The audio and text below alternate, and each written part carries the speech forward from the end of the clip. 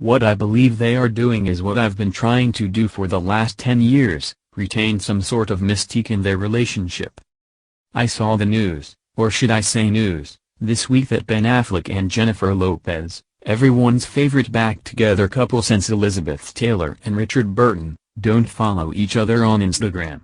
I instantly thought, I know what you are doing. What I believe they are doing is trying to do a thing that I have been trying to do with my husband for the past 10 years, and that is to retain some sort of mystique in their relationship by setting some boundaries. This has been hard for me as my husband has none. As far as he is concerned, we are the same person. Or, perhaps, I am a sort of shadowy facsimile appendage just about meriting the nomenclature person. I constitute a spare memory, pair of eyes and hands, and a backup sense of humor. A battery pack adjacent to the main mobile phone. A spare tire, at times literally if I've been at the Toblerone, a duplicate, another. There are so many practical examples of this psychosis to choose from that if I start, I won't stop. But here's the best and simplest one: if I read a book and declare that it is excellent, my husband will not read it, considering it done by the metaphorical conjoined twin that constitutes us. But don't worry about me. My husband's lack of boundaries makes him weak and malleable, which is perfect for me as I am extremely controlling. I also have excellent boundaries. People tell me all the time how boundaried I am. I think it's because I end phone calls very abruptly, usually with just, "Okay, speak later, bye." I also often get up and walk out of the room when people are still talking to me, but only when they have been talking for too long and are starting to ramble. And, now I come to think of it, when someone asks me to do something that I don't want to do, I will always say, "Thanks for thinking of me, but I don't want to do that." I have always thought of this behavior as rude and strange, and further evidence as to why I am so friendless and unpopular, so I am very pleased to learn that in the modern age, it is considered boundaried, and that I am not unpopular, I am just not a people pleaser. But, as my wise namesake Esther Perel tells us in her book Mating in Captivity, you need some boundaries if you want your long-term relationship to stick. Do you know why pandas and zoos never want to mate? Because they are sick of the sight of each other. They have been stuck in the same enclosure for 3 years and the male panda now finds the way the female panda eats her bamboo unbearable, and the female panda will literally kill the male panda the next time he sneezes in that idiotically theatrical way. Boundaries, literal and metaphorical, are the only answer to long-term love. As boundaried as I am, I don't have enough for both me and my husband, and I need to get him some. It's a work in progress.